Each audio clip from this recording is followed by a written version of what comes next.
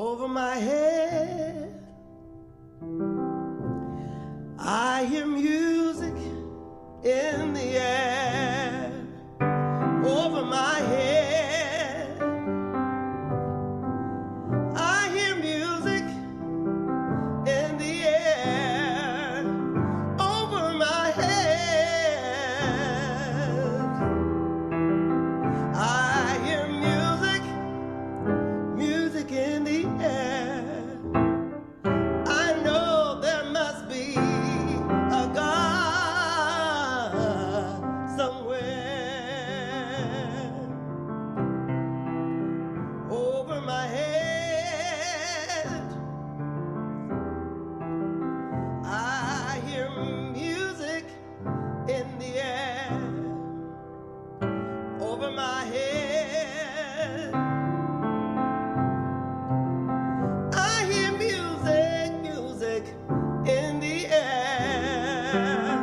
Over my head, I hear music in the air. I know there must be.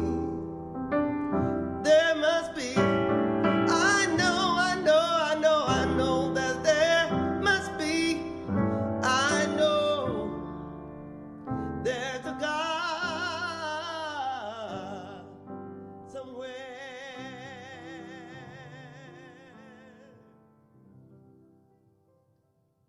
Good evening and welcome. It is my pleasure on behalf of the Black Church Traditions and African American Faith Life program here at Phillips Theological Seminary to welcome you to this evening's event, Racialized Violence, Trauma, Memory, centering our children 100 years after the Tulsa Race Massacre. Just under 18 months since the first documented cases of COVID arrived on our shores, 58 years away from the time when the students and children of Birmingham stood up and said no more. 100 years since the devastating destruction of Greenwood and the massacre, murder, and displacement of Black Tulsans. We're here this evening with the Reverend Dr. Starsky Wilson for an address and a conversation on racialized violence, trauma, and memory. And this is a very significant time period because our community continues to be on the precipice of unrest. And so to begin this program, we are thankful that a few individuals from the Tulsa community came over to campus and shared some of their thoughts about growing up in Tulsa. Apologies for all of the omissions because their interviews and reflections were amazing. And this is just a small snippet of what they had for us. We'll be showing it in two parts to open and then at the conclusion of tonight's event. Hear what some of our local Tulsans had to say.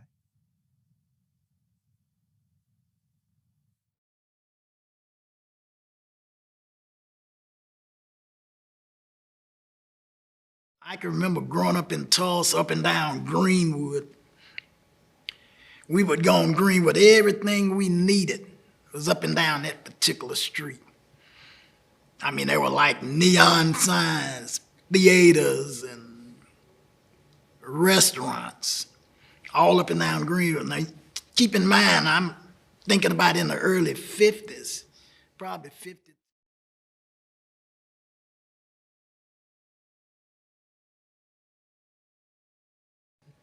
I am Janetta Marshall, the school board member that represents North Tulsa. I am also the pastor of BB Memorial Christian Methodist Episcopal Church. I was born and raised here in Tulsa. I am Dr. Dwayne Dickens from Tulsa Community College, and I did grow up in Tulsa.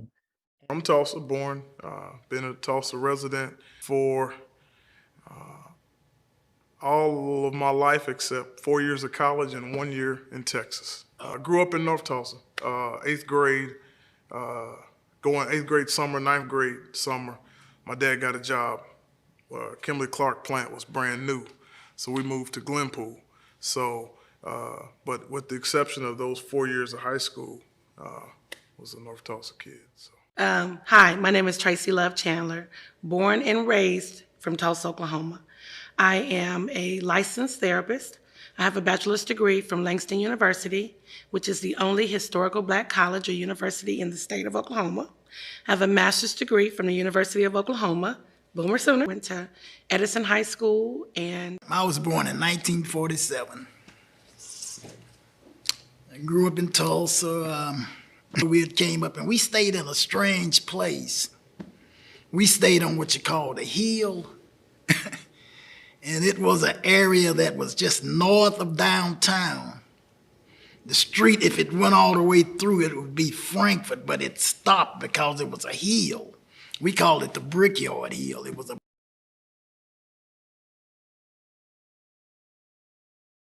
a... The question that people often ask, which is, when was the first time you heard about the 1921 Race Massacre?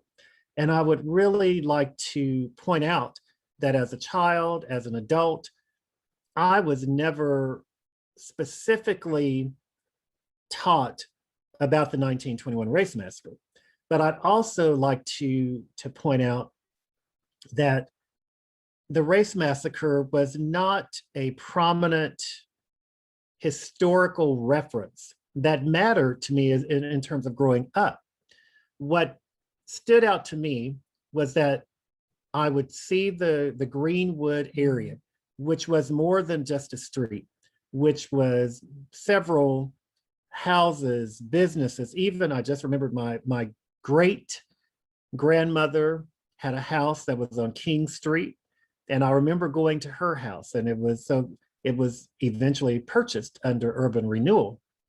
And I remember going to one of my aunt's grandmothers who lived on the east side of Greenwood, and her house was purchased as well. So we had houses that were there that were part of the Greenwood area.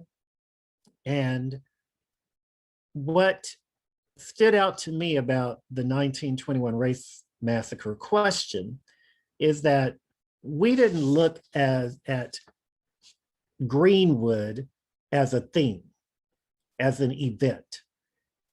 We looked at it as a place. We looked at it as connected to family and friends and life. A culture was defined around Greenwood. When I hear stories about when did you hear about the 1921 Race Massacre, I hear a question about an event. I don't hear a question about a culture. I hear about an event that attempted to destroy a culture, a community, a life.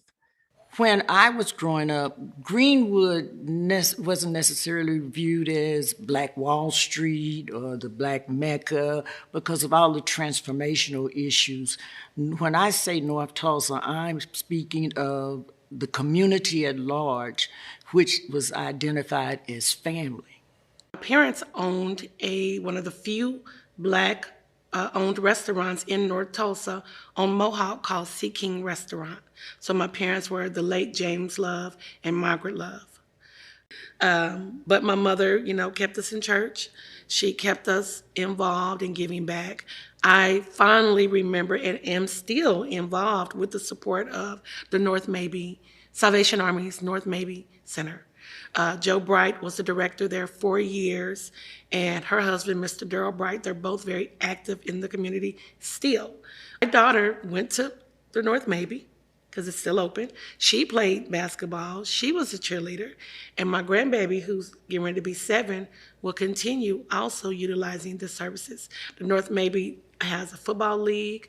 They have cheerleading. They have basketball, soccer, and they also offer SAT and ACT prep. And so that's something that I utilized as a child growing up. I've been able to pass down to my daughter and will be able to my granddaughter also.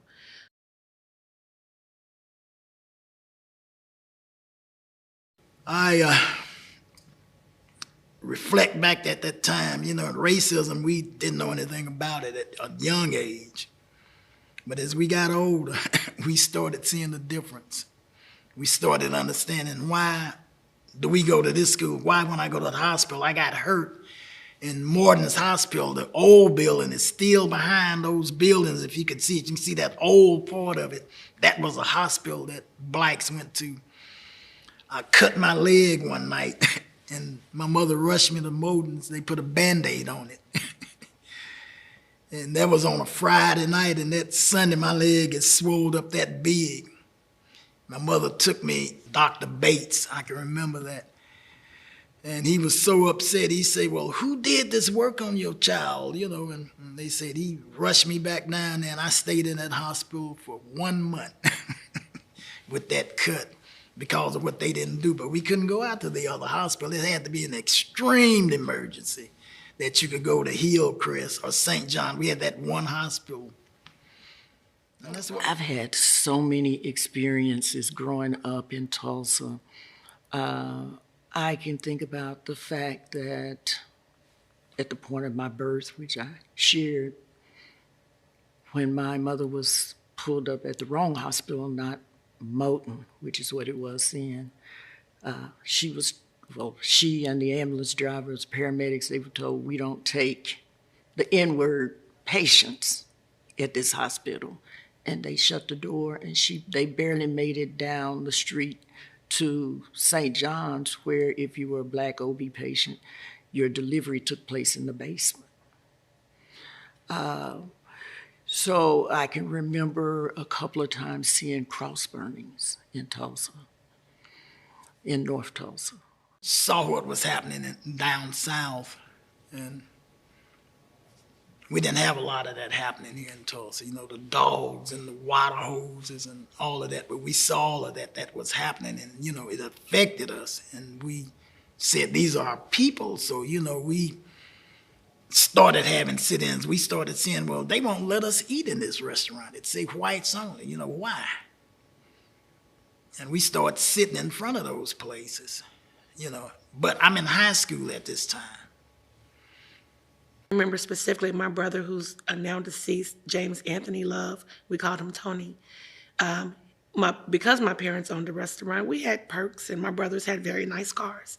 All my brothers grew up working in the restaurant, but my brothers worked, and he had a very nice car. And I used to want to be a police officer. I actually participated, it's funny I'm remembering this now, they had a youth reserves for police. So people who wanted to be in law enforcement could participate in the youth reserves. And I participated in the youth reserves. I wanted to be a police officer.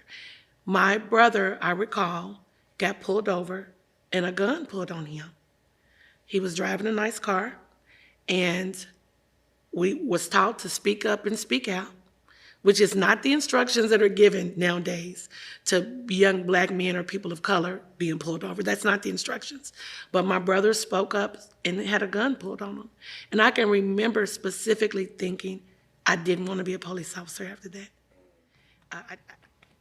I remember early on, like, you know, the whole police thing, and firefighters come to school and, you know, let you see the car and, you know, turn on the sirens and all that kind of thing. As I got in high school and college, stuff started changing fast for me. You know, I had some situations with police that weren't positive, and I knew I didn't do anything wrong.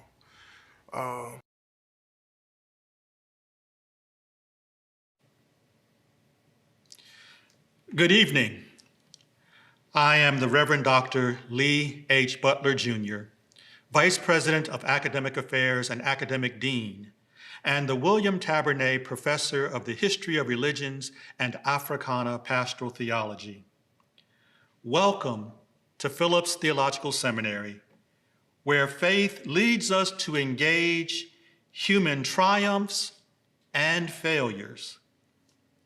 Because human beings have the capacity to know the differences between good and evil, as well as the inclination for acts of good and evil, Phillips is committed to preparing leaders to inspire good as change agents and to confront evil as advocates of justice and peace. This is the work of theological education that we aspire to do at Phillips Seminary. Tonight is another occasion for Phillips and the larger community to engage in a conversation that remembers a 100-year-old trauma resident within the soul of America. Before bombs were dropped on Pearl Harbor, in a surprise aerial enemy attack, and before an airplane was guided by terrorists to destroy the World Trade Center Twin Towers, a terrorizing force comprised of the white citizens of Tulsa dropped bombs on the Black citizens of Tulsa who resided in the Greenwood district of the city of Tulsa, creating a historical trauma that has been described as the worst race massacre in United States history. Whereas a trauma is an injurious experience that affects one's body, psyche, and soul, there is a two-sided dynamic to a trauma. One person's violation can be another person's euphoria, while the assaulted feels demolished. The assailant often feels the afterglow of sensual climax. The effects of a trauma rarely, if ever, go away.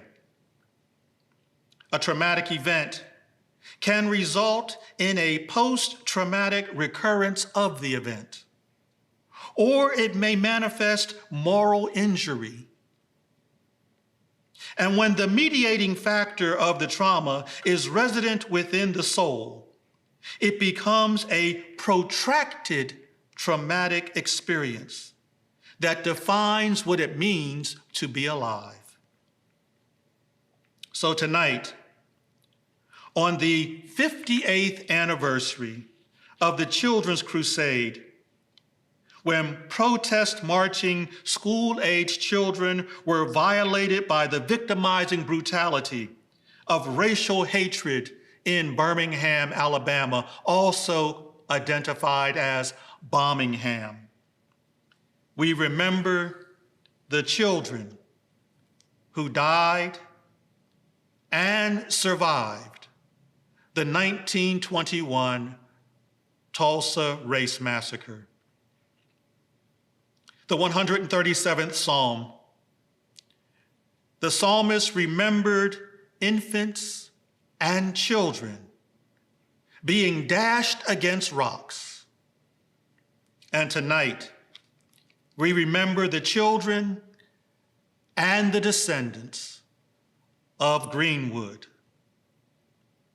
Again, welcome to Phillips Seminary, where faith leads us to discuss racialized violence, trauma, and memory, centering our children 100 years after the Tulsa Race Massacre. I am so thankful to Dean Butler for providing such a sobering and direct context for this evening's service. And it is my pleasure and my humble honor to introduce the speaker, the Reverend Dr. Starsky Wilson, president of Children's Defense Fund in Washington, D.C., which is an organization that since its founding has led efforts to enact meaningful policy changes, working with various organizations on both sides of the political spectrum. These policy changes have helped millions of children fulfill their potential and escape poverty by ensuring that they receive health care, child care, familial support, proper nutrition, and quality education that all children need to thrive. And Dr. Wilson is now the second president and CEO, stepping into the mighty footsteps and legacy of Marion Wright Edelman, the Children's Defense Fund's founder. Dr. Wilson is a father, he's a husband, he's a former pastor, he's an activist, and he is an advocate for justice. Prior to his stint at the Children's Defense Fund, he was CEO of the Deaconess Foundation, a nonprofit organization based out of St. Louis, seeking to address the needs of children. He's the former pastor of St. John's Church in St. Louis. He's the former national co-chair of the Ferguson Commission that was responsible for investigating into the lack of justice provided in the wake of Michael Brown's death. An alum of Xavier University of Louisiana, a proud Kappa, and a good friend. He is a great advocate for change, and it is my pleasure to welcome him to this moment. Dr. Wilson, thank you. Thank you, Dr. Carter. Thank you, Dean Butler. Thank you to the Phillips community all for this opportunity to join you and to share a reflection on this unique and indeed challenging occasion in the midst of a unique transitional and perhaps even transformational moment in American history and heritage that centers the reality of Black people. In this moment, I want to give specific attention in light of this anniversary of the Children's Crusade and, of course, the pending memorialization and commemoration of the Tulsa Race Massacre. I do want to accept your invitation to turn our eyes to a space and a place where we so seldom do. When we consider the story of Tulsa, I am moved by the witness of those members of the community, those neighbors who tell their stories and how they have come to know Greenwood, who know Greenwood Avenue and the Greenwood District as home, as holy place, as playground, as family. And so I enter in with the humility that I believe is appropriate, that only those who are positioned to be most impacted have the authority to define. And so I come to this conversation not as an expert on Tulsa or on Greenwood. I come, of course, not as an expert even on the Children's Crusade. I come as a son, as a father.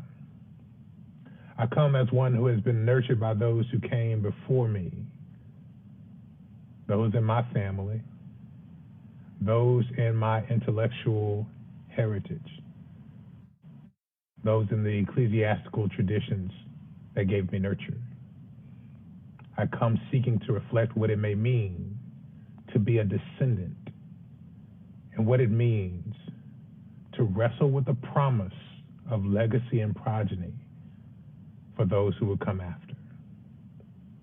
I come as a child, seeking to center children in the interest of inviting you to the same place. And so for the time that is ours, as we share greetings on behalf of our own family and the Children's Defense Fund, board members, staff members across the country, volunteers, advocates, and those particularly and especially those who gather with us in the convening and in the community that has become the Proctor Institute for Child Advocacy Ministry. I thank you for the opportunity to share and invite you to join me in reflection and after in conversation. I'd like to reflect on the topic, the children of Greenwood, racialized trauma and resistance from Tulsa to Birmingham, the children of Greenwood. A few years ago, in the context of the movement for Black Lives, because art imitates life and life imitates art, people began to wrestle with what it would mean to tell the story of Tulsa that so seldom gets told. Indeed, we heard wrestling even in the voices of our neighbors, our leaders in this topic in the opening video. I read articles in preparation and consider the discernment because in 2014, when all things, I'm sorry, I won't be here long, when all hell was breaking loose around me and my family in St. Louis and in Ferguson after the tipping point of an 18-year-old boy lying dead in the street turned our entire city upside down and indeed took the attention of the globe for over a year and a half with people in the streets. The moment was met because art meets and imitates life, and life meets and imitates art. And while we were gathered, I recall the day we were gathered in the midst of a theater pulled together by activists who are also artists to see the movie Selma. Gathered as activists and organizers to watch Selma on television, we began to see ourselves in the moment to be a modern day movement connected in a trajectory of heritage and history that connected back to the Edmund Pettus Bridge. We believed ourselves by putting our bodies on the line in the midst of and in front of police, wrestling with tear gas the same way they wrestle with gas agents and with beating police on that bridge. We understood ourselves in the context of history because art imitates life and life imitates art. And Selma gave us a sense of what it meant to walk in the context of the tradition, but people began to see in Hollywood that it was not only meeting the moment, but it was fueling the moment. And so wrestling began. We began to see how that moment was seen in light of a moment before. And because we began to wrestle with the complexity of history, we began to want to tell other stories. And we knew, of course, that the story of Black folks in America did not jump so simply from slave ships and slavery to the civil rights movement. We're more critical about our history than those who would seek to sell it to us. We knew that between those two epochs of history, there was another wrinkle whose story did not get told. There was a wrinkle that no one wanted to wrestle with. There was a wrinkle that was not just about lynching, but was also about our success. There was a wrinkle that was not about reconciliation, but rather about our resistance. There was a wrinkle that was not just about us going along and getting along, but it was about us remembering and putting ourselves back together. There was a wrinkle that had to do with resilience. And in about 2015, those in Hollywood began to wrestle with what their place would be to tell the tale of Tulsa, because that was the wrinkle of the story that did not get told. This wrinkle that was about Black success, even in the midst of just across the railroad tracks from white resistance.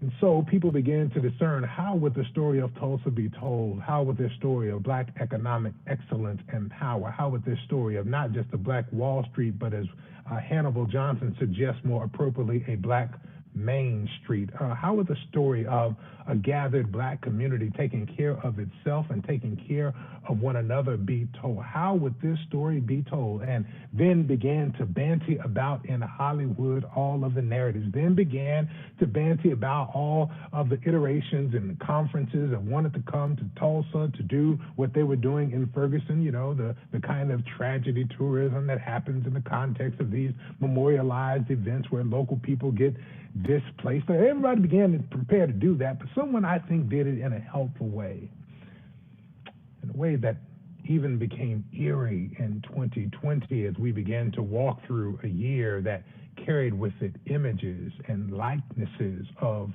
art that was imitating life It seemed that life began to imitate art last year when we began to see people walking around in masks, and art began to imitate, and life began to imitate art last year when we began to wrestle with realities of tragic and tough police violence in our streets while people were walking around in masks and you didn't know who was who. Some of you recognize where I'm going.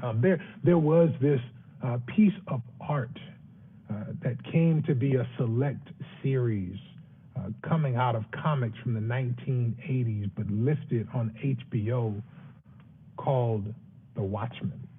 I won't tell the whole tale, but what I'll talk about is the opening of the tale that began to center not only the story of the Tulsa Race Massacre, but rather began to invite us into the story of a child who survived.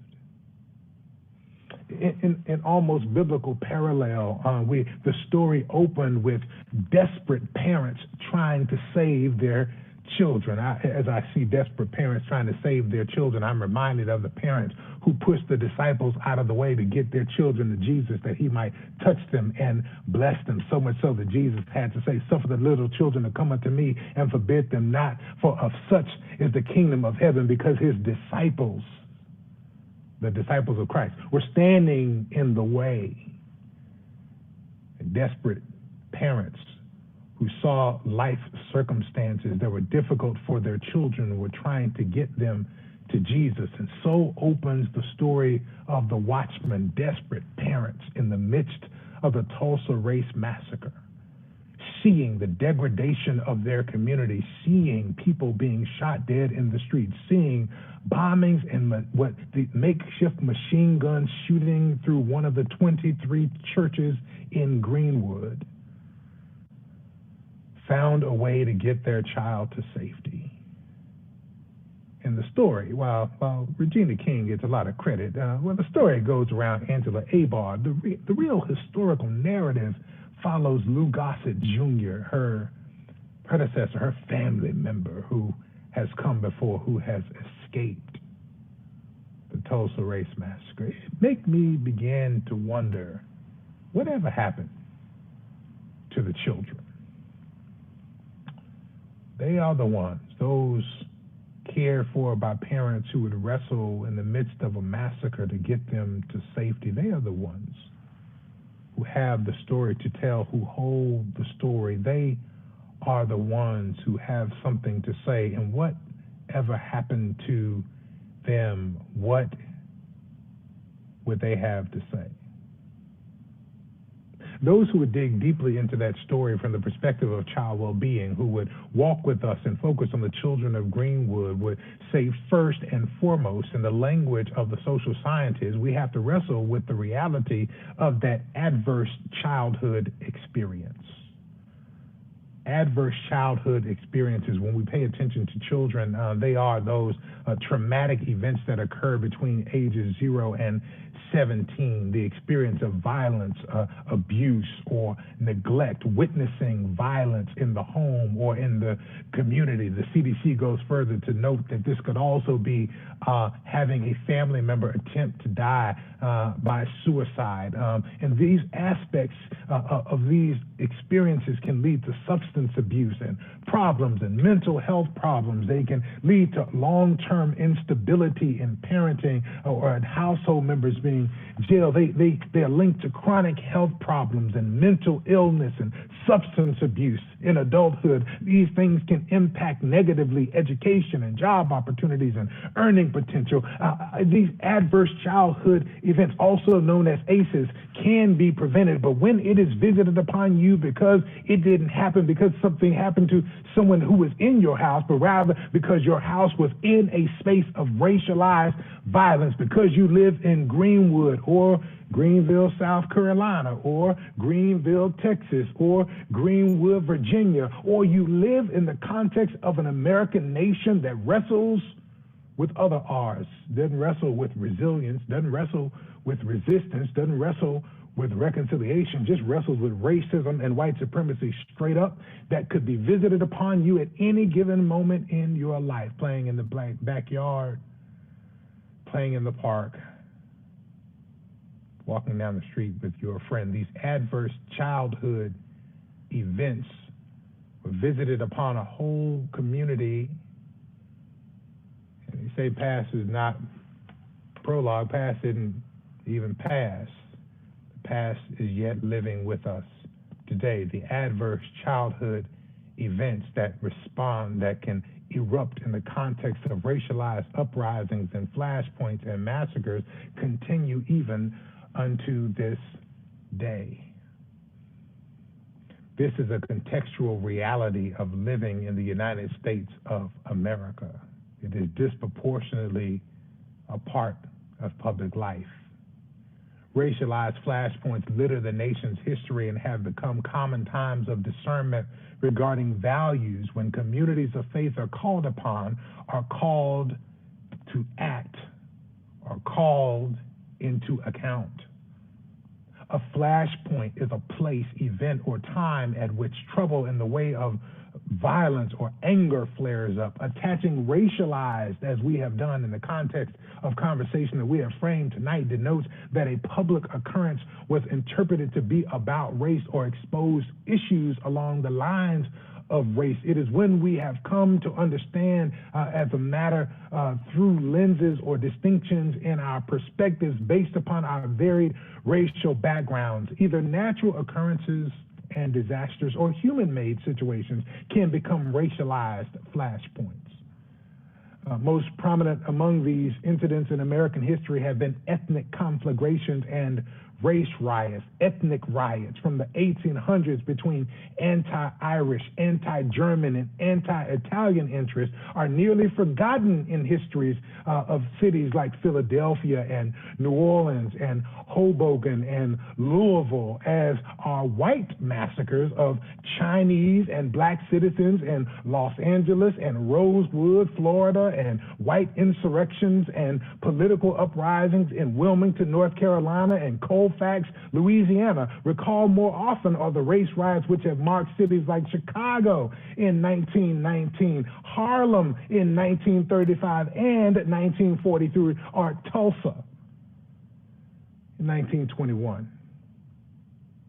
The last generation with 24-hour news cycles with dedicated cable channels and the proliferation of social media have allowed near immediate access to both reports regarding unique events and interpretive voices. This combination in the context of the nation's troubled racial history, structural racism, and pain from implicit bias nurture the soil to racialize newsworthy events. And on this backdrop, the last epoch of America's communal narrative has been marred by a proliferation of racialized flashpoints, including the 1992 Rodney King verdict, civil unrest in Los Angeles, the 2001 Timothy Thomas shooting and Cincinnati rebellion, the September 11th World Trade Center attacks, the 2003 death of Terrence Sherman and the subsequent Benton Harbor riot, the New Orleans Hurricane Katrina in 2005, the Jena 6 incident in 2007, protests and the killing of Michael Brown Jr. in 2014, initiating the Ferguson uprising, accentuating the prevalence of flashpoints in the United States. For some of the communities impacted in the last 30 years, race riots were occurrences.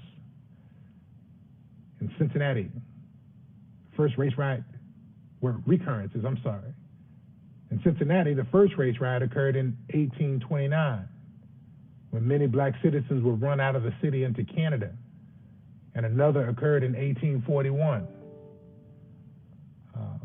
over black employment on docks.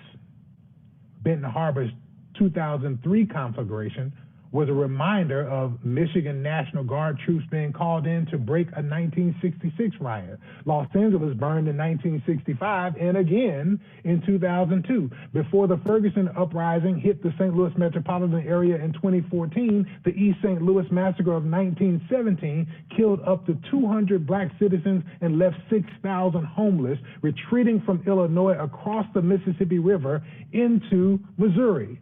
one could research and find more than 400 years of racial strife in America, with 200 of documented racialized flashpoints, including those I just listed. The interwoven nature of religion and cultural identity in our country illuminates the need for nuance when approaching and interpreting these events.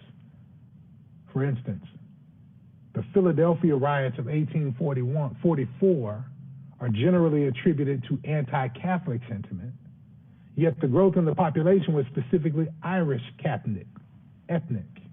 It is also the case that churches have historically served as ecclesiastical homes for individuals on either side of the conflagrations. So locating the church position is a task to be engaged based upon both word and deed through authorized voices with some perspective after a lapse of time. Finally, it should be considered that churches do not operate in cultural vacuums any more than any other institutions.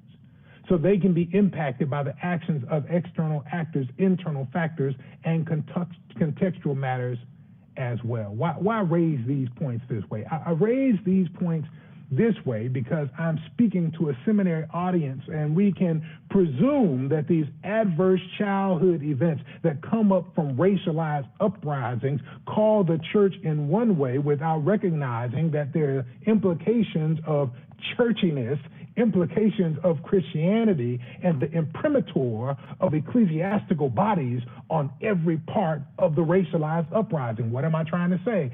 I pastored a church in St. Louis, Missouri for 10 years. That church was right across the street from a park. This park had one of the oldest swimming pools in the city, and one of the largest race riots in the city's history came when black children tried to integrate the swimming pool. Now, I've got to know the ethnography around my congregation enough to know that at that moment in the church's history, it was populated primarily by the descendants of German immigrants. I got to know that the people around the congregation walked to church. I've got to know that they also frequented that park. And so when I hear the stories of white men chasing those 3 black boys away from the pool with bricks, I've got to wonder how many deacons from my congregation had one of those St. Louis bricks in their hand. The adverse childhood events that occurred to the young people who survived the Greenwood attacks, including surviving some of their white Christian attackers with bricks in their hands, those who killed their parents even though the children made it away, the images of these young people who grew up in the 23 churches in the Greenwood district had Christians on either side, wondering, where is God? And why would God's people kill others of God's people?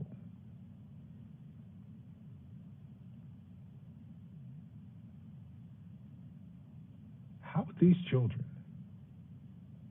having experienced this adverse event that occurs by virtue of them being born in the context of white, Western dominant culture, it could occur at any time, in any moment in their lives.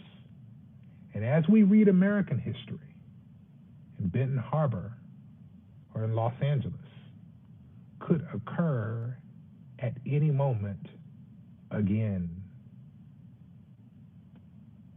What happens to our children?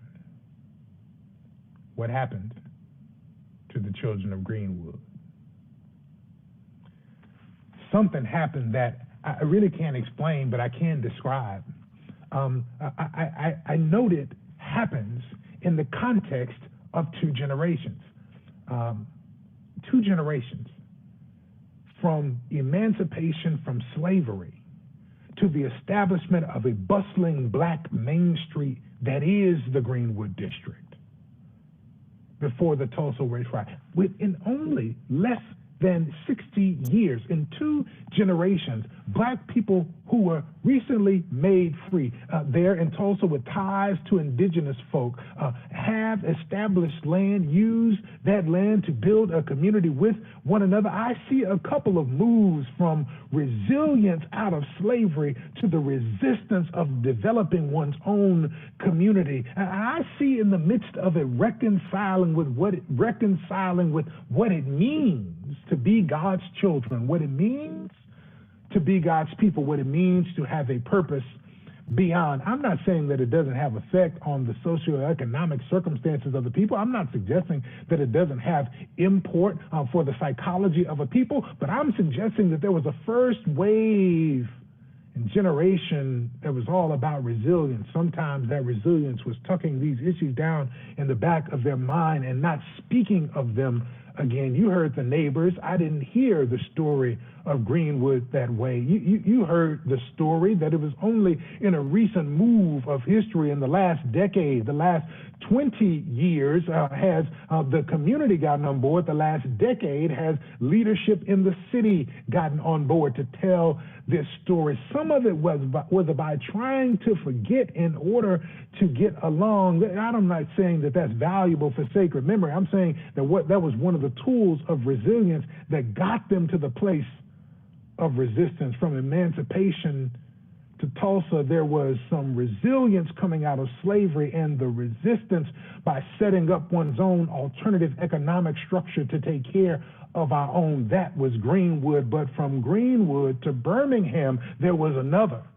Coming out of those kind of traumatic events, and while we recognize and while we speak today of the reality of the race massacre in Tulsa, we should note that it was simmering in Tulsa for a couple of years. It had been simmering since there were those who came after oil in 1901 and 1910. It had been simmering for over a decade, but it was really simmering since in 1919 there had been some 25 ethnic conflagrations and race riots across the United States of America, and it made its way after simmering 2 summers into Tulsa and into Greenwood in 1921. I say that to suggest that there had been already a move of degradation among the people. I say that to suggest that there had already been the grandchildren who were born out of emancipation had made their way up to raise up children in Tulsa and Greenwood, but there were children there who experienced that event, who wrestled through resilience and wrestled through resistance and expressed themselves in Birmingham 2 generations later. 2 generations later, the grandchildren of the survivors of Greenwood were marching against segregation in the streets of Birmingham. This is the beauty of God and blackness remixed together, that in 2 generations, those children who experience the adverse events are the ones who raise, and their grandchildren are the ones who stand up through their resilience into resistance. But it's also an invitation. It is an invitation because we now sit 2 generations after the Children's Crusade, 2 generations after those who had hoses turned on them, 2 generations after children were riled up, were gathered and wrangled up into the local arena because the jails got too full. 2 generations. And now, from the Children's Crusade in Birmingham to Black Lives Matter in Minneapolis and all over, and in the context of this pandemic, even on our virtual screens, we wrestle with the reality of the 74 million children in America.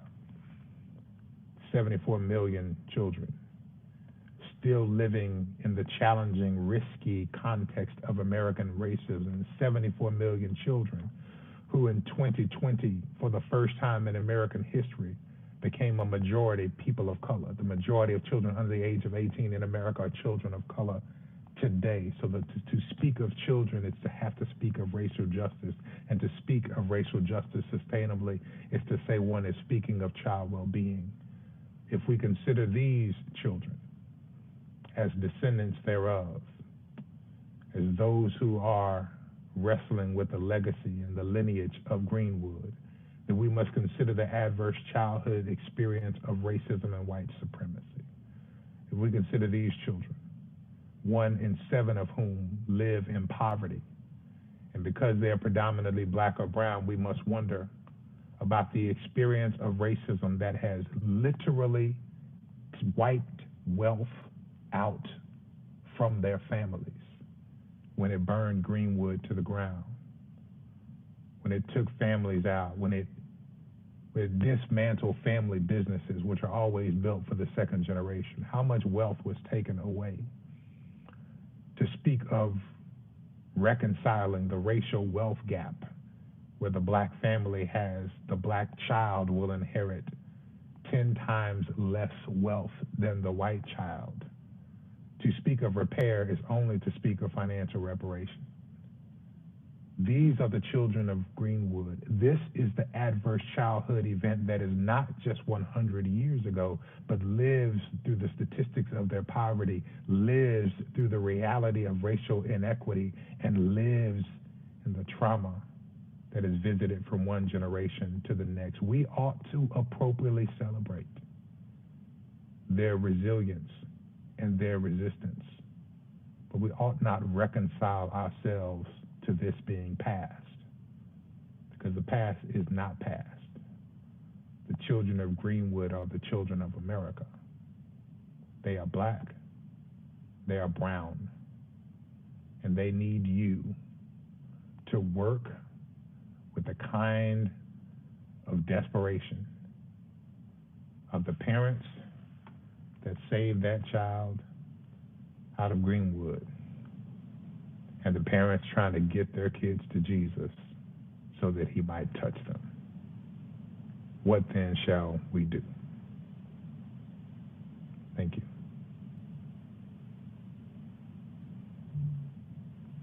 Thank you, Dr. Wilson, for sharing this with us. We greatly appreciate it. To introduce myself real quickly to the audience, I am Dr. Annie Lockhart Gilroy. I am Assistant Professor of Christian Education and Practical Theology here at Phillips Theological Seminary. I also teach youth ministry courses as well and youth studies courses. So I'm looking forward to having this conversation with you as I've been invited to converse with you on these topics. Additionally, I have been invited to ask some of the audience questions. So really quick, I will say that there are 2 ways to pose your questions to Dr. Wilson. And one is to email ask@ptstulsa.edu. That's ask@ptstulsa.edu. The other is to post the question on the YouTube page in the chat area there. Dr. Carter will funnel those questions to me and I will ask them to you in the midst of this conversation. With that said and out of the way, I want to start with gratitude. Thank you. I appreciate many of the things that you have said. I was having a conversation with a class earlier today when there was a lot of talk about children being resilient, right? As you know, as a good thing, as a way of like, you know, it's not that bad. Children are resilient, right? They can bounce back. And what is often forgotten, which I appreciate your focus, is that indeed they are resilient, but many of the things that they learn in their childhood are also foundational. Right. Yeah. So how they respond, you learn how to be human by watching other humans, and you learn that starting in childhood, right? So many of these things are foundational. And I appreciate your focus on flashpoints. And as you continue to name all of these flashpoints, also getting to the point which helps me to wonder, at what point do these no longer become flashpoints, but they become the way life is, right? The way things are. when you get to the point where you can no longer name a violent encounter, right? Yeah. When you have these conversations of, well, which killing of the police was that one, right? Was that the taser? Was that Minneapolis? Was that the beating, right? When you can't even keep the stories straight because there are so many. Yeah. Yeah, I think this is part of the difficulty of our time. We wrestle with the potential desensitization from these flashpoints.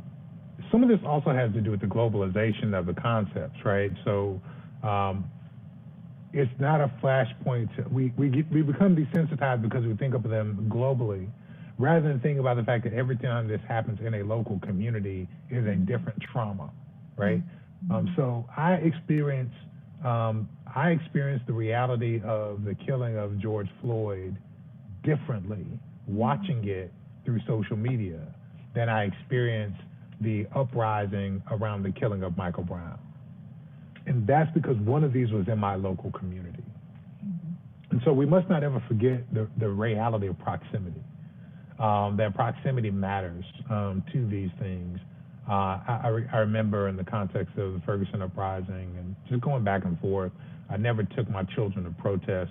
There was one gathering that was more like a rally that we took our family to, and we went together. I tended to go alone. And some of that was because early on in the time, I was listening to a story on NPR about what was going on in Ferguson. I was listening to national news in my local community about what was happening in my local community. I was running errands. I picked up my boys from school, and they were in the back of the car. And my oldest son told me this. He was 9 years old at the time. He said, "Dad, every time I hear about Michael Brown, my stomach starts to hurt." Now, this is a child largely of privilege. I mean, he's got two parents who are doing well for themselves, working in community and caring for others. But he was experiencing the physical manifestation of toxic stress and trauma from hearing, right? He never saw the images of Big Mike on the ground. Hearing about the story as a Black boy traumatized him to the point where he had physical hurt, right? And so this is a part of the invitation I extend to people who care about children, is to go back to that old, particularly as it relates to mental health, traumatic events. And let's be clear, COVID-19 is an extended tragic and traumatic event. Racialized uprisings, both the uprisings and the police shootings are tragic and traumatizing events. I invite people to go back to what they used to ask kids before kids had words. Where does it hurt? This is a practice that I'm all over this year. We're using it in our approaches to faith communities. When we extend to people invitations to partner with us as the Children's Defense Fund, ask your child, where does it hurt? What is the point of dislocation? What is the point of physical harm? What has been the impact of the pandemic as everybody else goes to reopening and returning to normal? Stop before you go back to work. Stop before you get off Zoom. Turn and ask your child, where does it hurt? And then tend to that place of hurt. Because I think, even when we get back to normal, or when we have normalized it, because they're closer to the pain, because they see themselves in these experiences in different ways, these children will still hurt, and we've got to listen to them. It also helps us think about what is normal for our children, right? Yeah. I mean, if you have a kindergartner and they're in, Zoom school, that is school for them. That is normal, right? That is kind of what they know. Yeah.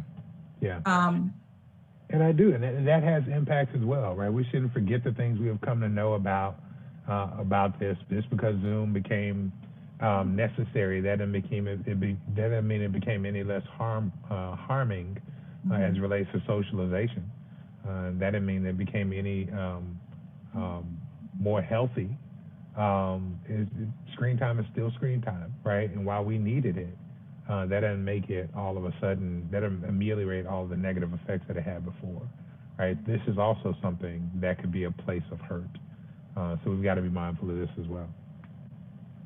Your conversation about the local and the national resonates with me as someone who lived in the Northeast for a very long time, lived in New Jersey during 9/11. And I remember the commemorations in the New Jersey, New York area. And then I remember moving to the Midwest, and my first year, the commemorations, I thought, this feels different, right? Yeah. Like, it feels different, and it felt weird to have people talking about it in the abstract. When I know people that were in the towers that died, right? So it felt strange, and sometimes it felt wrong, right? Yeah, that's right. And it brings us to a conversation that I've heard many in North Tulsa ask, is so much attention is being brought to North Tulsa this year, right? All of these people who are not from North Tulsa are being involved, been involved the past couple of years. The city, we are glad that they're recognizing this. We are questioning why they're recognizing this right now, right? No, you know why. Yeah, well, I was trying to be nice. you know the answer.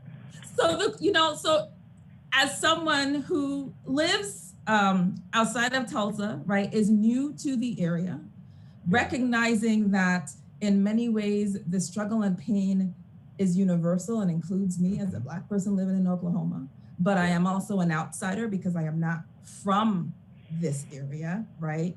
So in what ways do you walk that line in a very respectful way, realizing that you can be insider, outsider?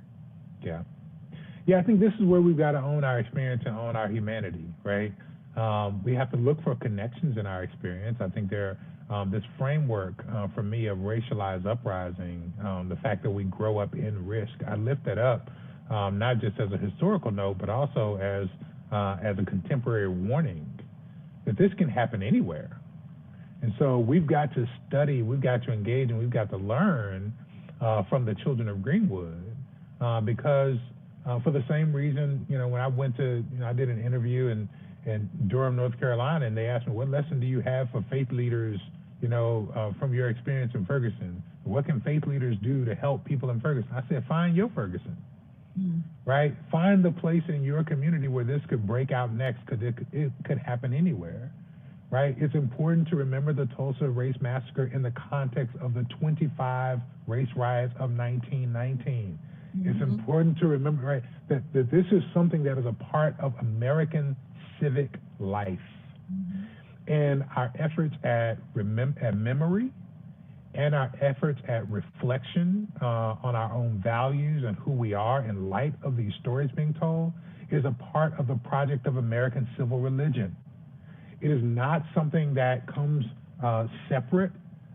It is a part of what we do. It is part of our ritual. Every few years, we do this. And we lift up a different moment in history, and we put it in conversation with our contemporary reality, Selma, Ferguson, right? And then we tell ourselves a better story about ourselves. And so we've got to engage in the wrestling, right? And I prefer, and I very intentionally rhetorically here talked about resilience and resistance, as opposed to talking about, although I dropped the term, as opposed to talking about reconciliation, because reconciliation is what we want to talk about. It's the imagery we want. It's the reason why the white mayor of Tulsa wants economic development is another reason. Why he wants to, lift this story up right now, right? And so we've got to continue to do it. I think there are universal themes that we should connect with. There are clearly themes of American history and American civil religion that we should connect with. And that's the way for an outsider to enter, through their own humanity, through universal themes, and by making the connection to history and civil religion in the way that we have experienced it. Thanks for that. As you talk about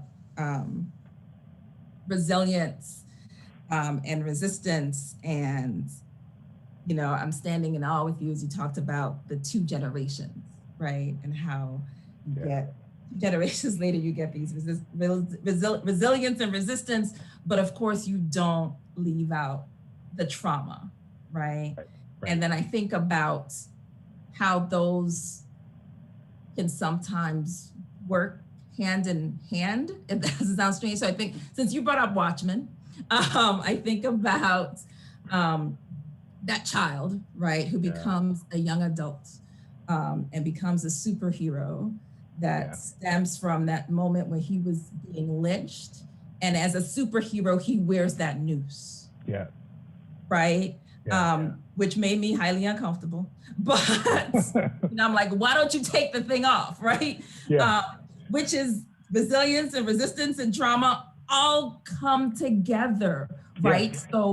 So it isn't necessarily then some choose resilient or resistance and some are stuck traumatized and end in a particular way, but it all is one. Yeah, it's what it means. It's what it means to be Black in America, right? Like I am the resistance, right? My very presence is the resistance, right? And so this is why, I'm sorry, I don't know about your class, so I can talk about them. This is why it's cheap, right? We in the child well-being world, and those who were, 15 years ago writing books about education reform and talking about grit and resilience in children, but they were only talking about, right? They were only really talking about inner city children. They were talking about the need, the grit that's in them and the need to bring out grit and the resilience of children. And they use that as an excuse to absolutely demolish our systems of education for our children in the interest of their reformist projects so that they could engage in these absolute experiments in the interest of our children, right? They make these cases. That's the part that's gross to me. Right. You stand outside of the tradition, you have not experienced what that is, and you exploit the fact that we have been born and shaped, we have been calloused to the point that we can hold more pain in the interest of executing more pain upon us. No, that's cheap and exploitation. So we got to be careful about that, because that's the mindset that also expresses itself in the implicit bias of the systems that don't treat Black and brown people in the healthcare system the way you treat white people because you can't empathize with them. That is a feeding into a narrative about strength that then devolves into a fear of criminality, right? It is the story of the big Black man in the big Black car. I feared for my life. So we have to be careful about that language being imposed upon us.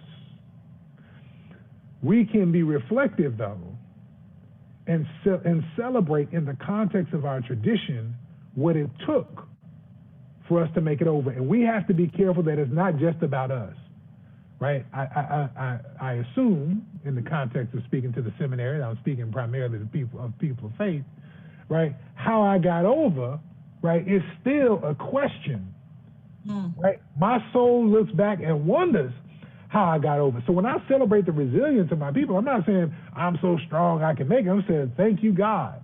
Right. I'm saying that there were places where it was clearly God carrying me. That is what we celebrate in the context of the tradition. So the resilience the reflection on resilience is a moment of worship and appreciation as well for the God who has made it possible for the children of Greenwood to become the grandparents of Birmingham, right? Right. It's a space of wonder, right? It's not a space of, well, it's okay because, we gave them grit, right? That's right. It's a space of wonder, right? And it is reflective. It is not prescriptive, right? It is reflective upon the experience. It is not prescriptive about what we should do. We should make stuff artificially hard. No, don't do that. No. Right. I wrestle with that. Me and my wife had that conversation. I look at my kids and I say, man, they got it too easy. She's like, don't be trying to make stuff up for them to learn life lessons. No, they earn that. You should have had it easier, right? No. Life is hard enough. You don't need to make stuff up. Straight up. So I could ask tons more questions. I have more conversation with you, but I'm going to bring some other voices in. We have a question here from Dr.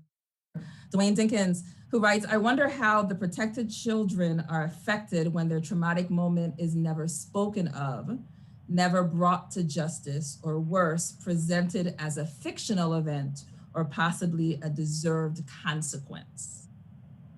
Yeah. Yeah, I mean, there's a lot in that.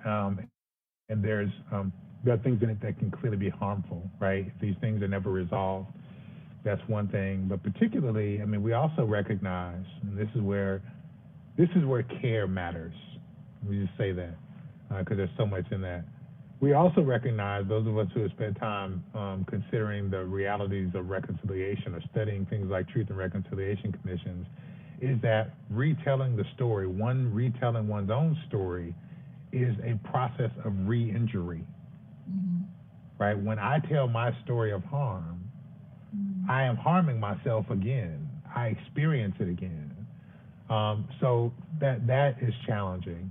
Not telling the story, because especially when I continue to live in risk of it repeating itself, right? Could we really, I mean, is it far-fetched to believe that what happened on January 6th in the Capitol, 2 days after my 12-year-old son moved here to the city to be with me, could not happen?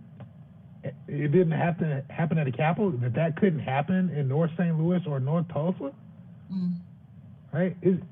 Do we really believe in this moment, where people have purchased more in an America where there are more guns than people, where we've seen spikes in gun sales in particular places, and where we've seen the last presidency of the United States of America?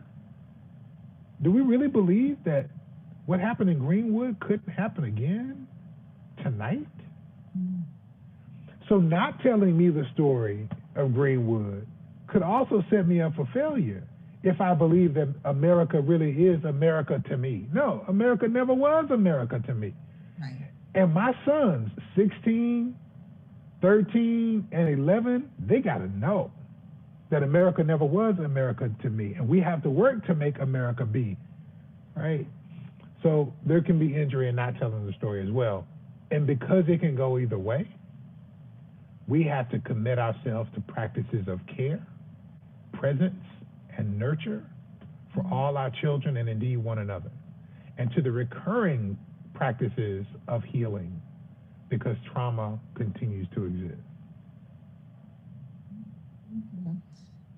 Another comment that I see here, which is interesting, is what is normal for BIPOC, Black, Indigenous, Black, people of color community is not normal. Interesting comment, I think, right? With the term of what exactly does normal mean? I think probably meant it is not okay. Right, right. It's not okay, but we have to recognize a couple of things. Number one, and again, I work with children, I deal with children. Since 2011, the majority of people born in America have been children of color. Since 2014, the majority of children under the age of 5 have been children of color. As of 2020, the majority of people, whole humans, under the age of 18 in America are people of color. When to speak of children is to say that racialized terror and trauma, because it happens disproportionately to BIPOC people, I don't really like the term, but I'll use it here, to Black and brown people, that is normal for our children, right? We get beyond the historical and cultural normalization of whiteness, and let's deal with the reality of the demographics and the numbers. Because they are majority Black and brown, and because racialized terror in America exists based on white supremacy, it is normal to them. But to your point, it ain't right. It ain't right. It ain't right. So let's change normal, right? Right. Right. Let's stop normalizing the minority. Let's stop normalizing whiteness, because it is not the majority. In the global context, it has not been for either of our lifetimes the majority. Right. And in the American context, it is not the majority now, and we see it every election, which is why people are trying to change the rules. The people who have gotten the majority of the white vote have lost the majority vote in the last 2 elections. We have another question. This is from a YouTube viewer, who asks, Sarah asks, do we need to look at changing or adding to the ACEs questions for our Black children? I think we need to expand our frame. We need to put the ACEs questions in a conversation with the social determinants of health, right? Which is part of, I mean, that's, you know, if I was a better social worker and better trained, then I would have better framed this. But that's really what I'm trying to do here, is suggest that we think of the ACEs in the context of, to the point of what was noted by one of the neighbors there in North Tulsa, as an event. We think of ACEs as an event. Some people, I've heard people even state it wrong, adverse childhood events. I've heard people say that instead of adverse childhood experiences, right? Events are one-time things. We tend to think of them as interventions that impact one child. We don't think of them as social realities that impact children. And I think if we put ACEs in conversation with social determinants, then we recognize things like systemic racism and structural racism are ACEs. They're adverse childhood experiences, right? That racialized uprisings are ACEs. They impact whole communities. So in the same way that we can say that the majority of a school district wrestles with poverty, and so there should be universal school meals, which, by the way, the Children's Defense Fund has endorsed and advocates for. Universal school meals, because there's poverty in a school district, rather than trying to go through and see which kids actually are eligible for free and reduced lunch, just say there's poverty in the whole district, so everybody needs free lunch.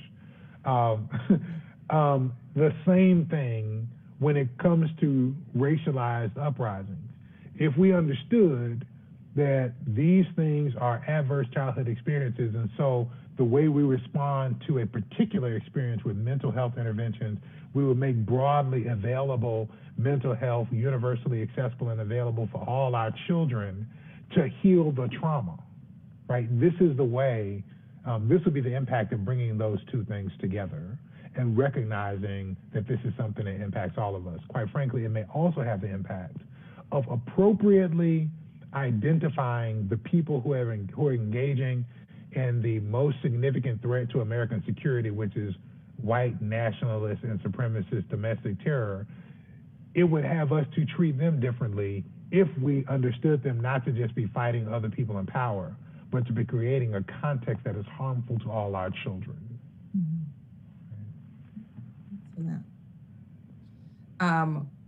We are coming there towards the end, but we have another question.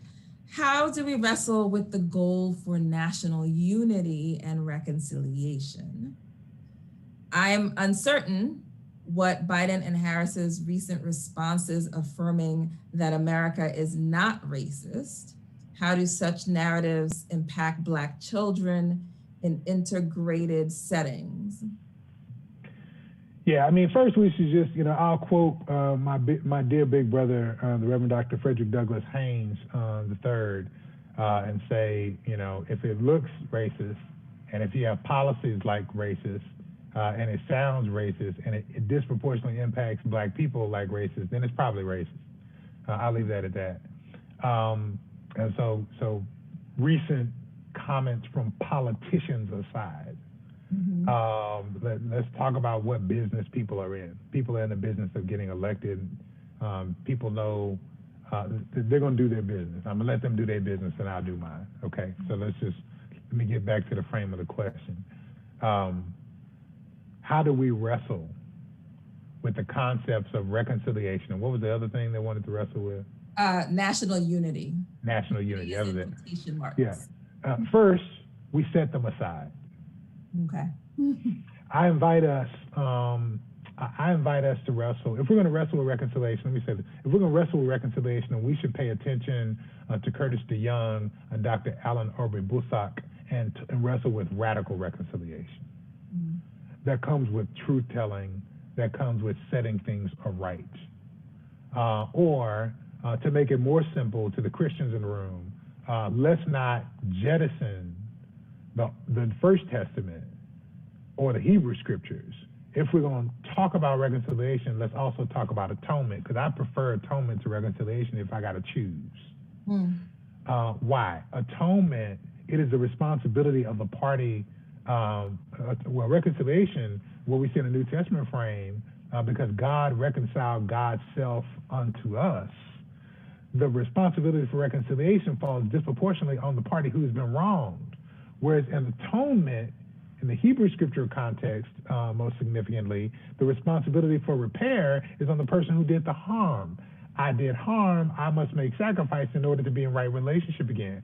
So I would suggest we should think more about atonement, or at least put atonement in conversation with reconciliation, or wrestle with the fact that reconciliation itself is a problematic concept in the Christian context. Let's talk about it as far as radical reconciliation. If we're going to do that, we also, let me just say this since we're using the term, I also want to suggest, going back to what I said at the beginning of my talk, that the authority to define goes to the people who are most harmed by the experience. So let us then ask people who have been harmed what reconciliation looks like. And those who are engaged in harm don't get a voice in the matter. The moral authority to define is by the people who are oppressed. So I suggest, rather than reconciliation, we should actually talk about atonement. If we're going to talk about reconciliation, we should talk about radical reconciliation, or we should only engage in reconciliation that is defined by people who have been harmed. And I think once you do that, you're talking about reconciliation that is real or concrete and that is contextual. It cannot be national. It actually has to be engaged in more concrete local levels. And I don't think you can engage in reparation without repair. So we have to go beyond passing a reparations commission to engage in the actual work of reparation. And I will argue, like my sister did on a call this past weekend, Dr. Cassandra Gould, that the reconciliation work, the reparation work that needs to begin is not just for the government, but rather the church is on the hook for some reconciliation, for some reparation as well. So this is a critical conversation we need to have. Unity, how about solidarity? Right? Okay. I'm a preacher. I like words. Right? I'd rather have atonement than reconciliation. I'd rather have solidarity than unity. Because unity in the context where we have not wrestled with white dominant culture, the call to unity is more a call for integration and assimilation than it is a call for the affirmation of people wherever and in whatever situation we find them. And so there is a way in which we're not going to, I prefer, maybe this is better for people, it sounds nicer, harmony, right? I prefer harmony over unity. I was engaged, I served a congregation in North St. Louis. I talked about, there's a historically German congregation. It was a predominantly black neighborhood. When I served the congregation, it was racially integrated, okay? So I served a congregation that had more than, I mean really racially integrated. I'm not talking about the big white church that got one black family. That's not what I'm talking about.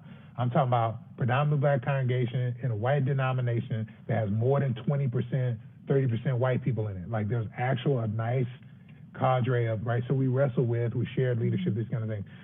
Part of our mission statement in the life of the church had unity in it. One of my white members, who's a community organizer, said, that's not the right word for this neighborhood. In a church meeting, Pastor, we can't say unity, because when we say unity, from the position of privilege where we sit in this poor black neighborhood, it really means them becoming like us.